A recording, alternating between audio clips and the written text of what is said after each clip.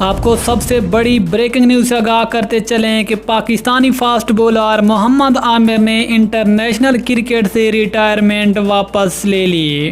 یاد رہے کہ آج پاکستان کا T20 ورلڈ کپ کے لیے اسکواڈ کا اعلان ہوا، جس میں محمد عامر پاکستان کے اسکواڈ کا حصہ نہیں تھے، لیکن T20 ورلڈ کپ کے لیے پاکستان کے اسکواڈ کے اعلان کے بعد پاکستان کے موجودہ ہیڈ کوچ مصباح الحق اور بولنگ کوچ وقاص یونس اپنے عہدوں سے مستعفی ہو گئے، اور ان کے اس فیصلے کے بعد پاکستانی فاسٹ بولر محمد عامر فوراً میدان میں آ گئے اور اس نے انٹرنیشنل کرکٹ سے ریٹائرمنٹ واپس لینے کا فیصلہ کر لیا ہے۔ پاکستانی فاسٹ بولر محمد عامر کا کہنا تھا کہ میں نے پہلے ہی کہا تھا کہ میں ہمیشہ کے لیے پاکستان کرکٹ سے اور انٹرنیشنل کرکٹ سے ریٹائرمنٹ نہیں لے رہا، بلکہ میں مصباح الحق اور وقاص یونس کی وجہ سے کرکٹ سے دور جا رہا ہوں۔